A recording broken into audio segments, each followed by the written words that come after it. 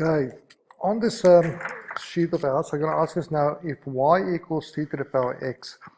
In our rules, with all the examples that we've seen, we saw now every time that if I had a k there, some constant value, then it stays e to the power kx, but I also multiply with the derivative of this, which put the k up there. With that in mind, I'm going to now look at this question. We don't have this rule in our books, but I'm going to tell you now that you're allowed to do the following. If I have, instead of 3, our rule is if I have a to the power x, so instead of e, we have now a constant value, a, then the rule is that the derivative of a to the power x will be a to the power x, stays like it is, multiply by the ln of a. So that's the rule. Okay, so if this question is an exam, if y equals 3 to the power x, find the derivative, dy dx, then I'm just going to say dy dx equals 3 to the power x, according to my rule, is 3 to the power x ln of 3. Bada bing, bada bang, one mark in your pocket.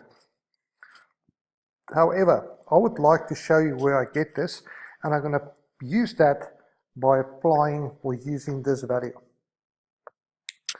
So if you are not into maths, you can stop this video and you can carry on. If you do maths C and you're going to use maths at uni, I'm going to quickly show you where this rule comes from, and it's just easier using these values. If I say, if I look at y equals 3 to the power x, I want to get it into this form, e to the power something, because up to there we only had this rule, e to the power kx equals k e to the power x. So I want to write 3 as e to the power something. Okay, so I'm going to say if 3 equals e to the power of some value, okay,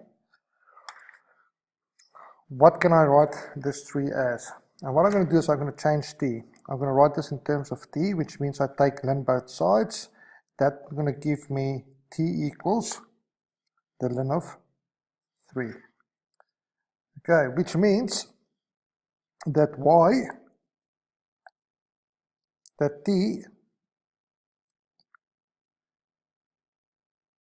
if I substitute back in there, it means that 3 equals e to the power ln of 3. Okay, so if I just say t equals in ln 3, it means that 3 equals e to the power ln 3. Now, if I apply that into this equation, then I say y equals, what is 3? 3 equals e to the power ln 3 multiplied by x, because 3 is that equals e ln 3, which means it is e ln 3. Then I have y equals e to the power ln 3 times x. Ln 3 is just a constant value. Okay. If I then now say, what is dy dx? Dy dx equals e to the power anything stays e to the power ln 3 times x multiplied by the derivative of ln 3 times x. Now ln 3 is a constant value, so this is just going to be time ln 3. Okay, and what is e ln 3? E ln 3 is 3. So this e ln 3, this part, is 3, which means I can say that is 3 to the power x times ln 3, which is exactly the same as our answer there. And that is how I can prove that if this is a to the power, if that is a to the power x, is always a to the power x ln of whatever the constant value is.